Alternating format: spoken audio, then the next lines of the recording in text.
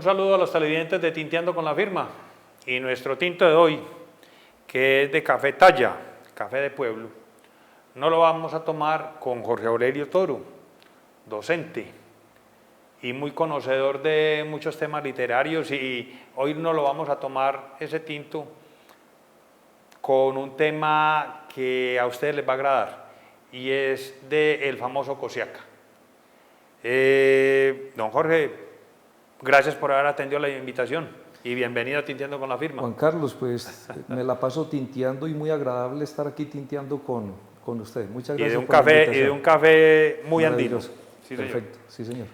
Bueno, Jorge, la primera pregunta es, ¿por qué cuando hablamos de Cosiaca siempre hablamos de Pedro Rimales? Y si en realidad Cosiaca sí existió y Pedro Rimales sí existió, ¿cómo es eso? Cuéntenos de ese par de personajes. Claro. Claramente Cosiaca existió. Se llamaba José García. Conozco dos fotos, tal vez de la Biblioteca Pública Piloto, dos fotos de Cosiaca.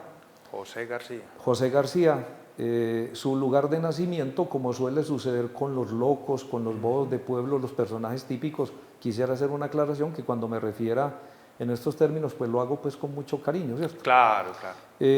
Este loco o bobo de pueblo de Medellín murió en 1910. O sea Sí. que es de finales del siglo XIX y de principios del siglo XX. Descalzo, moreno, más o menos buena estatura, no era tan bajito como otro personaje como Marañas. Cosiaca con su ropa raída, su ruana negra, un sombrero blanco con una cinta negra y una barba totalmente blanca. Y descuidada. Sí. En las fotos, sí. Esa es la imagen que se ve de este personaje. Entonces José García Cosiaca existió. Como suele suceder con estos locos de pueblo, el lugar y fecha de nacimiento no es muy claro. Muy claro, sí. Porque la historia de este país está contada para la gente de dinero y de poder, y de ellos sí sabemos cuándo nacieron y en dónde, pero de este loco Cosiaca solo sabemos que murió en 1910. Se cree que nació en Heliconia, en Envigado, y hasta en Jericó dicen que pudo haber nacido. Pero dicen por ahí otros es que en cualquiera de los tres pueblos, pero le están peleando para que no sea de ahí. Nada, Juan Carlos, las casas de la cultura de Heliconia y de Envigado se lo asumen como propio. Ah, mire, pues ya es todo lo contrario claro, antes. Sí. Mire, pues. Lo asumen como propio porque es un personaje bastante interesante. Entonces, Cosiaca sí existió. Dos fotos conozco de Cosiaca. Pedro Rimales no existió. Pedro Rimales es la deformación de un personaje español que en España se llamaba Pedro Urdemales o Pedro Urdemalas. Y en España hay dos teorías con Pedro Urdemales, o sea, nuestro Pedro Rimales. Sí. Una teoría dice que Pedro Urdemales nació en la ciudad de Zaragoza. Zaragoza, España. Esa es una teoría, que nació en la ciudad de Zaragoza hace más de 400 años. O sea, es un personaje que pertenece al medioevo y un poquito al renacimiento, ¿cierto? Es un personaje de más de 400 años. Sí. Y otra teoría dice que Pedro Urdemales no existió como persona, sino que fue un personaje creado en la literatura hindú o del Medio Oriente. Hay que recordar que el rey Alfonso X el Sabio tradujo, tal vez en la escuela de Toledo, tradujo muchísimos libros del hindú, de la cultura hindú, y muchos textos del Medio Oriente. Es muy probable que en esas traducciones que Alfonso X el Sabio haya hecho, haya ingresado el personaje y fue muy famoso. Yo creo que no existió como persona, pero en las novelas ejemplares de Cervantes, el autor del Quijote, lo menciona Cervantes. Y después Francisco de Quevedo, un escritor español muy importante que existió hace 400 años en el barroco español. Francisco de Quevedo escribió algunas novelas de un género que se llama picaresca, donde el héroe es un gamín, un personaje que vive en la calle. Francisco de Quevedo también habla de Pedro Urdemales. Y algunos autores del teatro español también lo utilizan como personaje de sus obras de teatro.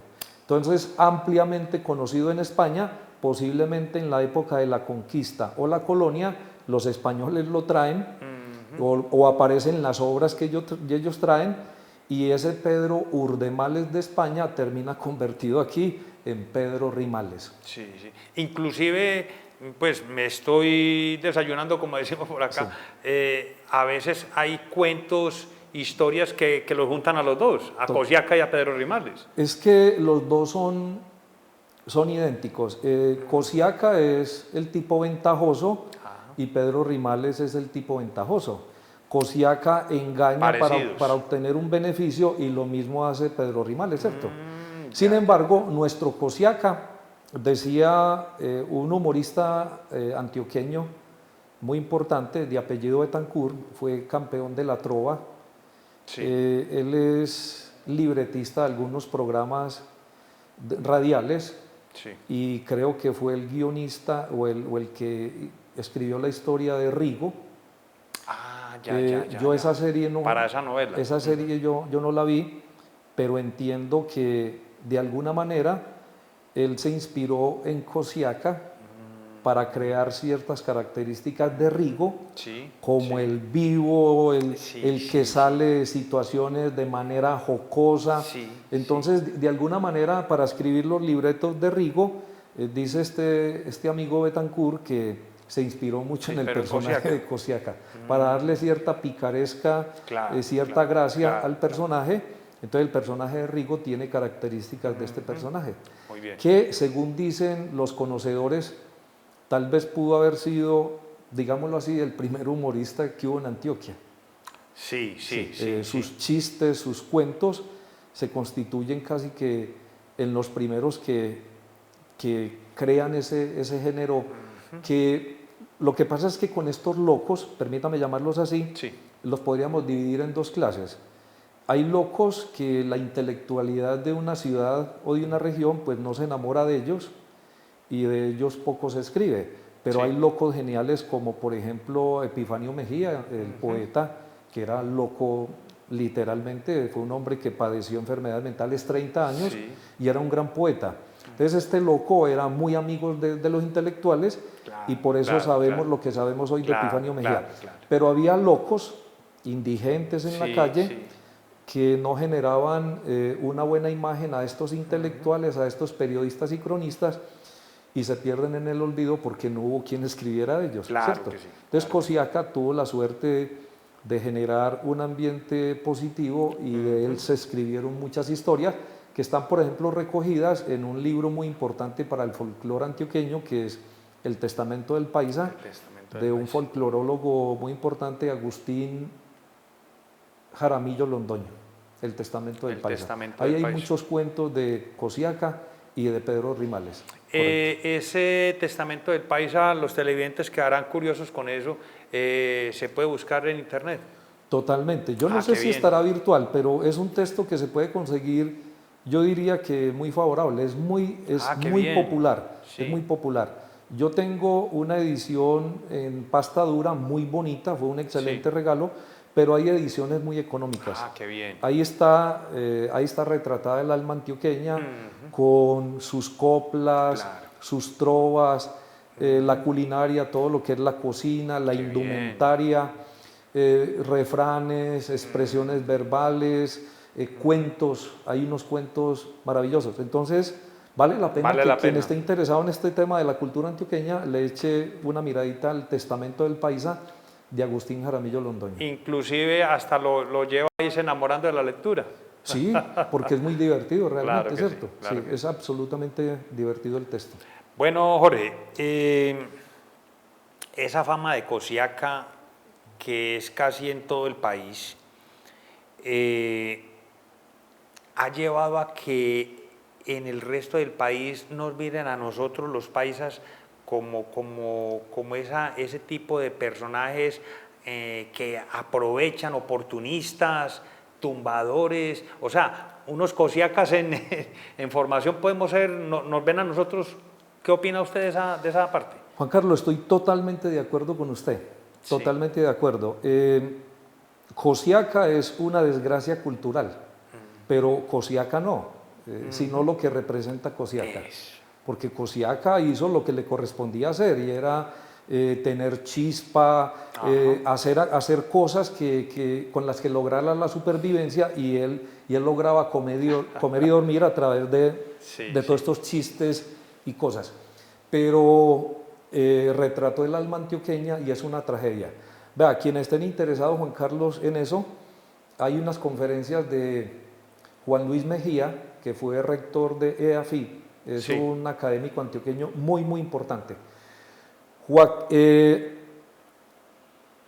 Juan Luis Mejía no solamente tiene un libro sobre las líneas, las escaleras, de las investigaciones más importantes que se han hecho sobre estos carros, aquí tenemos precisamente la muestra de una, lo ha hecho Juan Luis Mejía.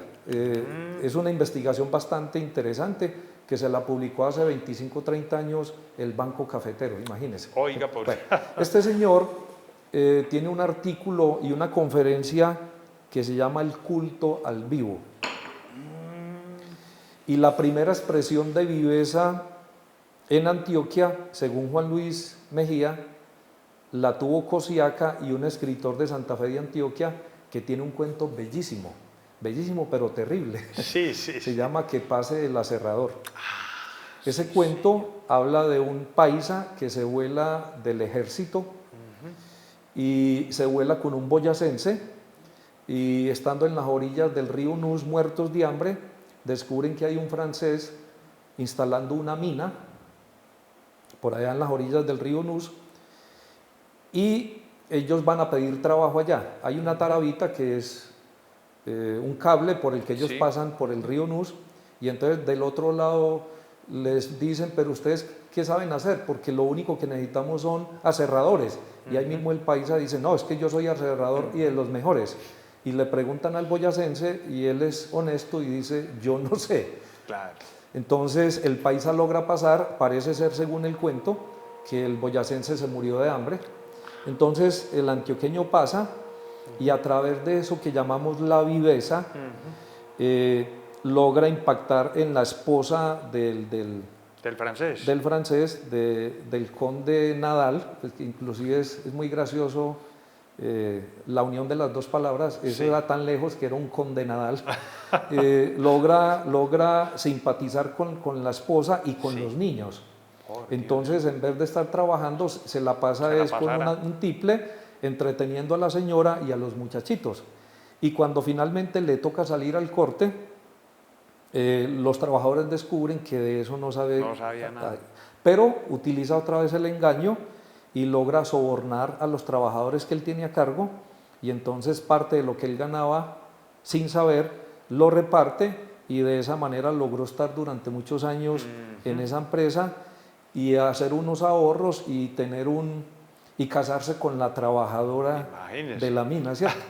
Ese cuento es una primer manifestación del arribismo, la viveza del paisa, y eso culturalmente es muy delicado.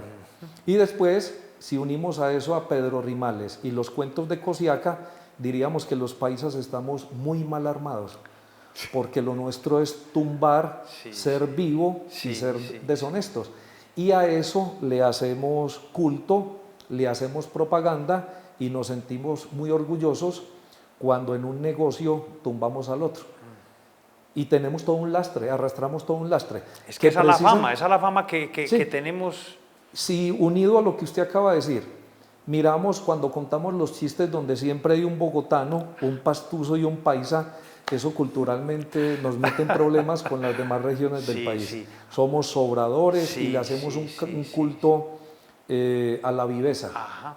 Creo que eso, el culto a la viveza y el narcotráfico son los dos factores que tienen culturalmente destrozada nuestra región. Antioquia es una porquería básicamente por esos dos factores. Y le agregamos más, que es que, ¿cómo es que se dice? Por sus actos los conoceréis. Agreguémosle, por decir algo, ese arribismo, ese altruismo de nosotros también.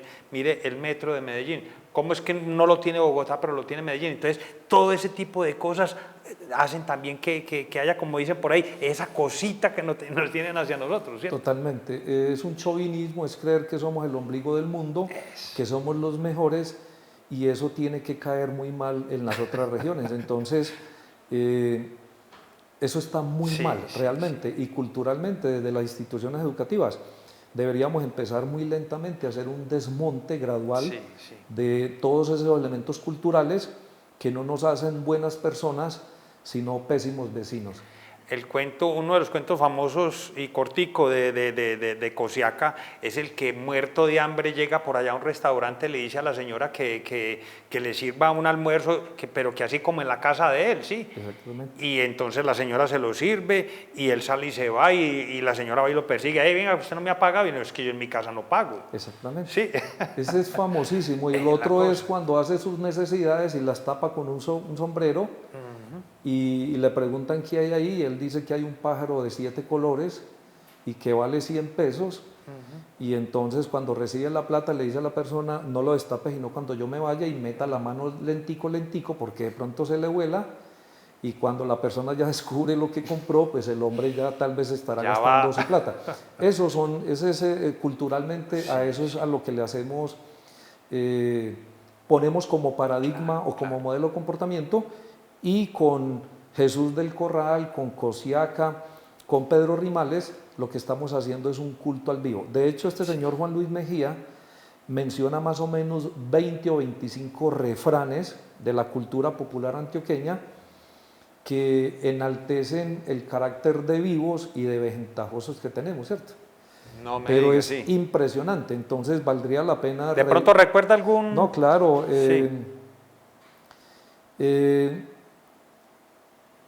Bueno, a ver que no me Porque es que por ahí he leído dice, por ejemplo, una muy del conchudo, es indio comido, indio oído, ¿cierto? Con todas las características que eso tiene.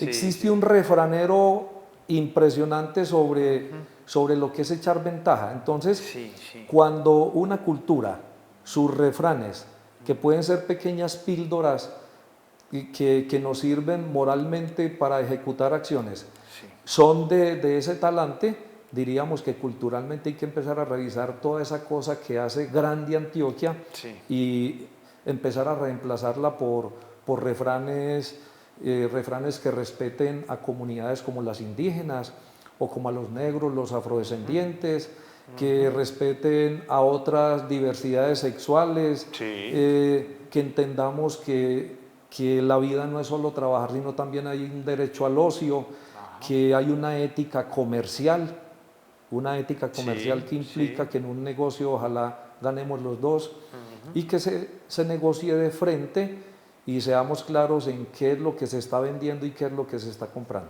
Entonces hay que inaugurar una nueva época con unos valores distintos realmente. Usted está hablando de fechas, de épocas, de tiempo, Jorge, pero la verdad es que eso lleva tantísimo tiempo y está tan arraigado que puede ser un poco difícil, pero no imposible, ¿cierto? Pues cambiar esa idea que tienen de nosotros los paisas.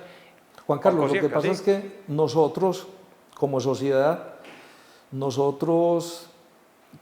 gustan los procesos de 3 o 5 años, pero hay sociedades que cuando desarrollan un proceso lo piensan a 30 o 50 años. Y un desmonte cultural se puede hacer más o menos, póngale en 30 años. Piense usted, una persona que tiene 30 años o 50, pues posiblemente en 30 años no va a estar. Pero si se hace un trabajo con esos niños que están empezando, a 30 años podríamos renovar, si es que hay un verdadero proyecto a largo plazo, ¿cierto?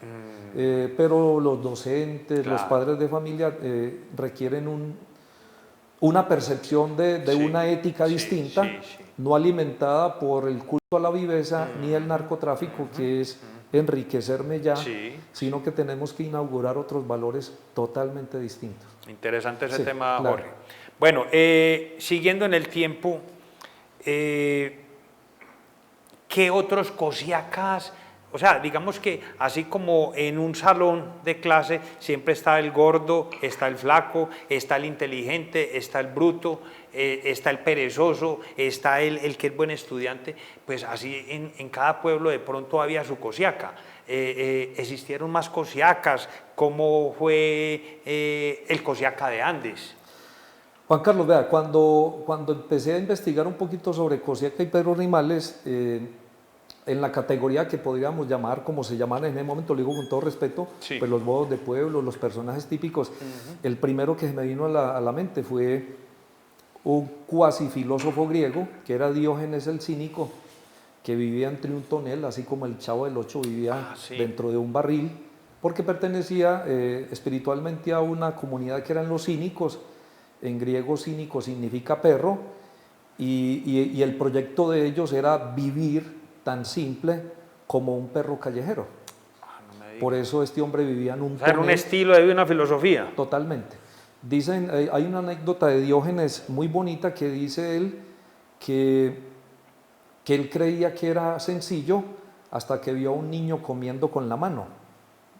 Entonces la escudilla, la cuchara que él tenía la botó, porque dijo, ese niño me ganó en humildad, ¿cierto?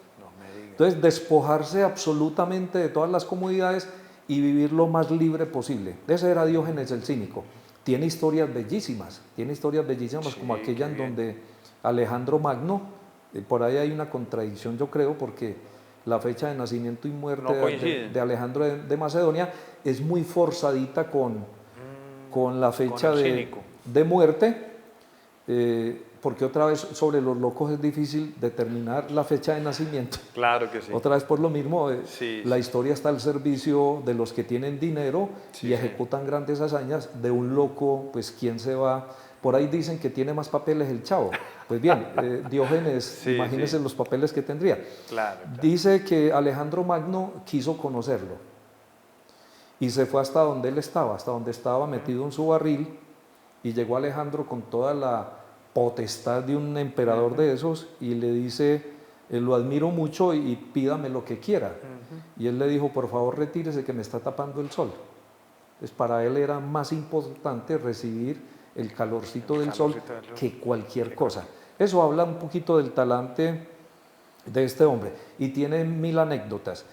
Si uno sigue buscando, uno encuentra que los bufones, los arlequines, los bufones, los payasos, en las cortes medievales y del Renacimiento, es una figura muy importante, porque en el palacio los reyes se preciaban de tener un bufón, y un bufón era un personaje, a veces era un enano, y ese enano tenía la potestad de hacer reír al rey. Entonces es muy bonito porque hacer reír al rey es un poquito como humanizarlo, ¿sí? Como humanizarlo. Y los únicos que se podían burlar del rey o tenían potestad para hacerlo eran los bufones. Y luego ya llegamos a personajes como Cosiaca aquí, pero en Medellín, por la misma época de Cosiaca, existió otro Cosiaca que yo creo que fue más maravilloso que José García. Se llamaba Nemesio Mejía y le decían Marañas. Por favor, no vayan a creer que estoy hablando del Marañas de Andes, que tuvo su vivienda en lo que hoy es Confenalco. No, estoy hablando. Sí, es un Nemesio Mejía que pues vivió en Medellín, murió en 1904, muy contemporáneo de Cosiaca.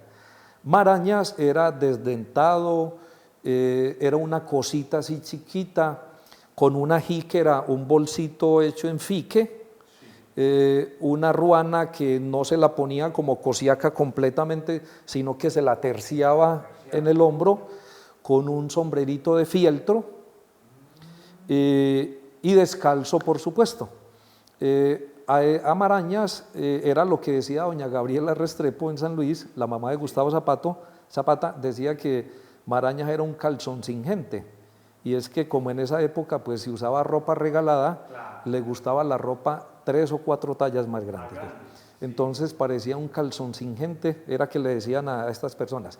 Maraña tiene frases que son absolutamente geniales. Fue un hombre que vivió en la calle no tuvo escolaridad ninguna, era un indigente absoluto.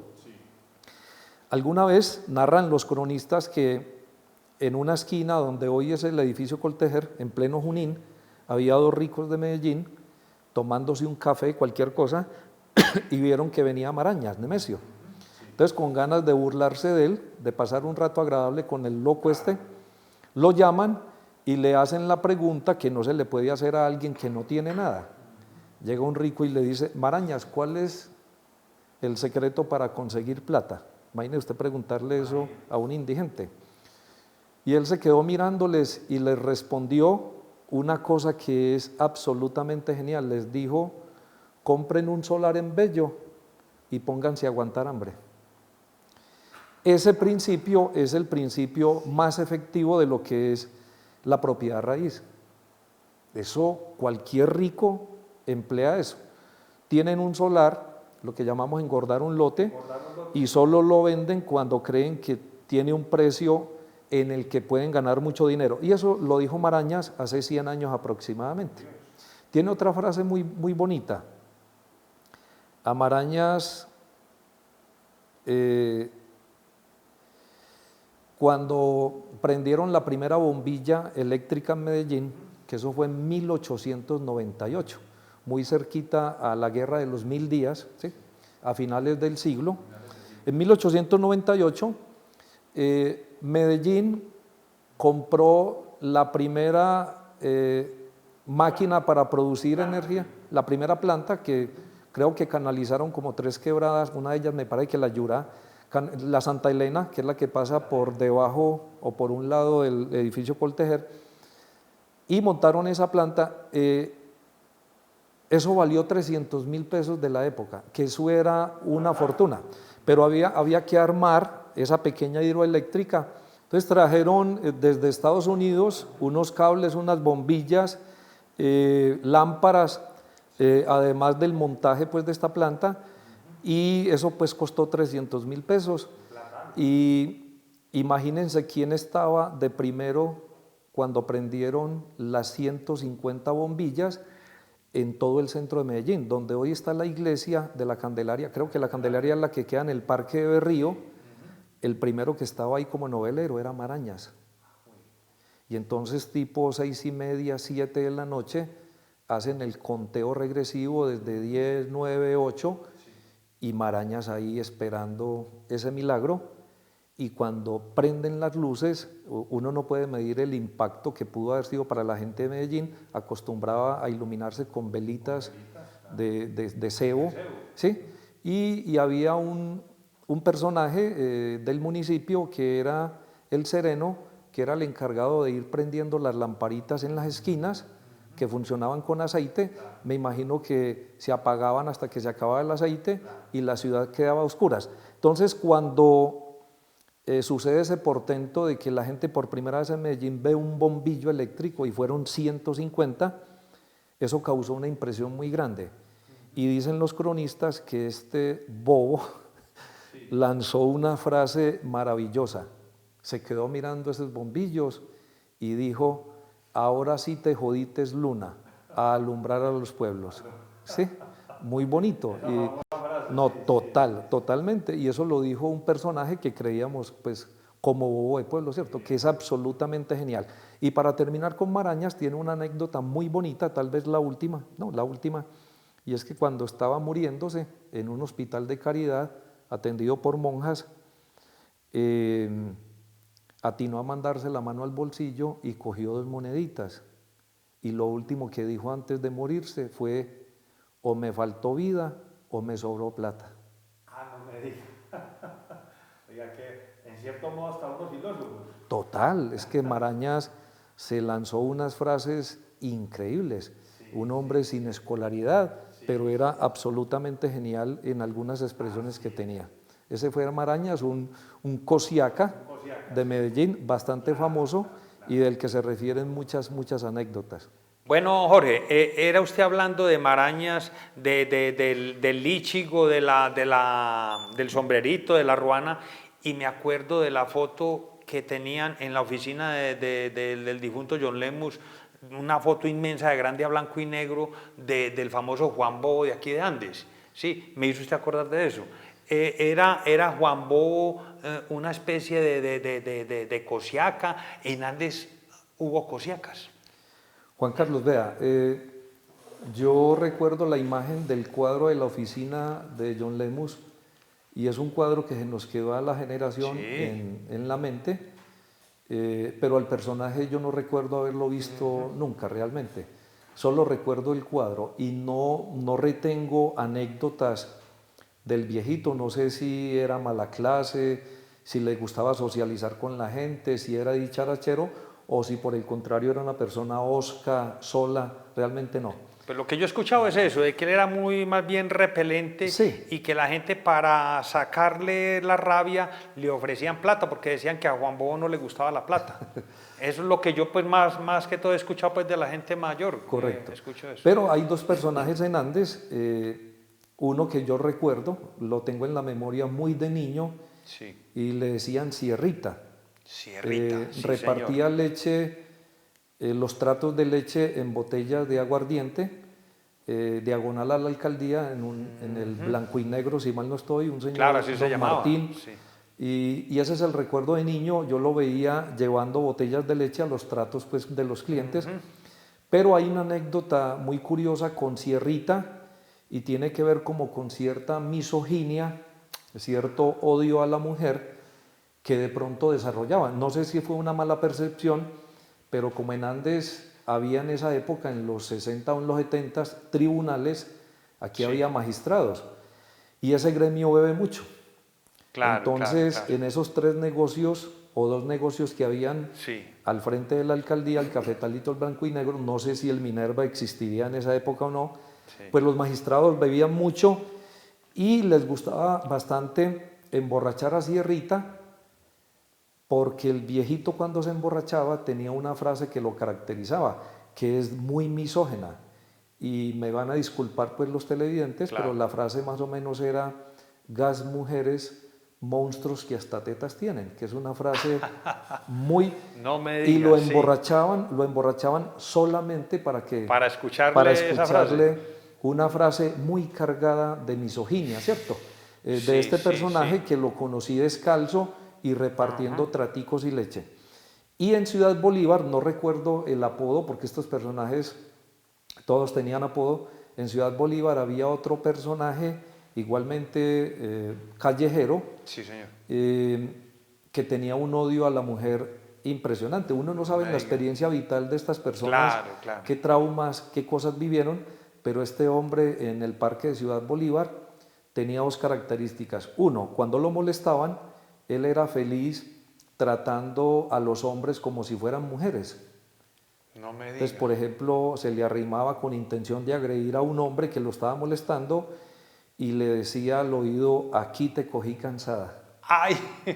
Y no le hacía nada, pero el solo hecho de tratar a un hombre como si fuera una mujer, eso lo hacía sentir pleno. Para él, supongo, no existía mayor ofensa que esa. Y tenía otro gesto que es terrible, de una simbología impresionante, y habla de su misoginia, y es que cuando estaba en el parque y veía mujeres muy cerca, sacaba el pañuelo y se tapaba la nariz. ¡Ah, por Dios!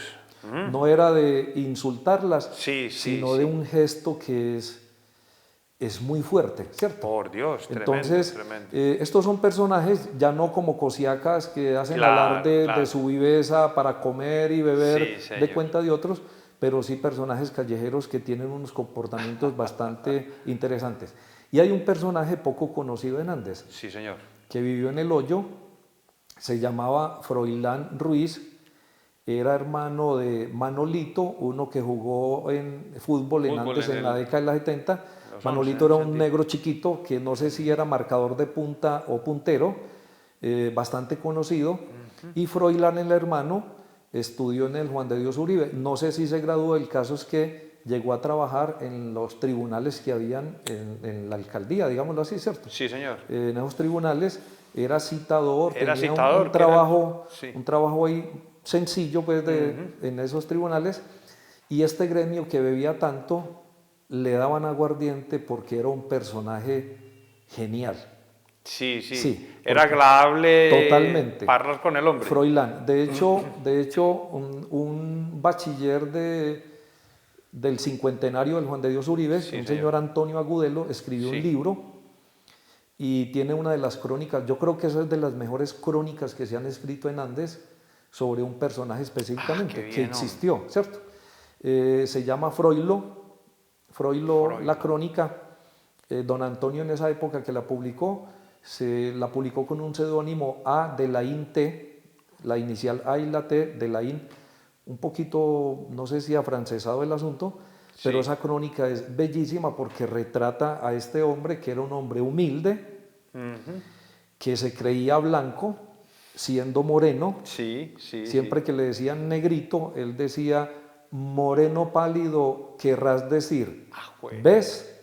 Y tenía una entonación como de doctor, de mucha alcurnia, y era un personaje que lo retrata muy bellamente en esa crónica, porque era particular hasta, por ejemplo, coger la copa para tomarse un aguardiente.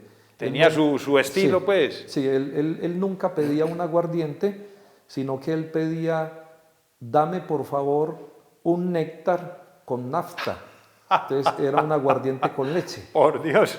Y era un lenguaje absolutamente rebuscado. Entonces hacía las delicias de los contertulios de la década de los 70. Qué bien, qué bien. Y afortunadamente nos quedó una crónica a los que no tuvimos pues la posibilidad de conocerlo. Froilán Ruiz. Se hacía llamar Froilán del Ruiz y Barrientos.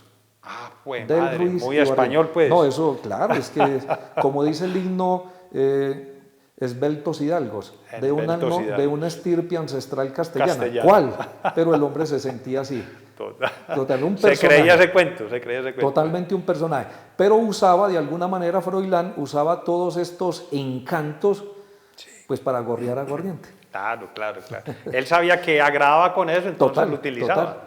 Otro cosiaca. Otro cosiaca para gorrear aguardiente, sí. Hombre, Jorge, qué tema tan interesante, tan agradable, pero sí queda como la inquietud de que ojalá usted y Gustavo Zapata pues nos encontraran esos cosiacas y nos pudieran deleitar con todas esas historias. Bueno, pues pensemos adelante en mirar a ver cómo va ese tema con los personajes típicos, no solamente de Andes, sino de pronto del suroeste. Claro que Yo sé que Gustavo tiene mucho que contarnos también en ese aspecto, sí. Jorge, le agradezco mucho la colaboración en este programa porque es muy interesante ese tema. A la orden siempre. Muchísimas gracias a ustedes por la cordialidad de invitarme. ¿Sí? Eso está muy bien. Televidentes, es todo por hoy. Los espero en un próximo programa.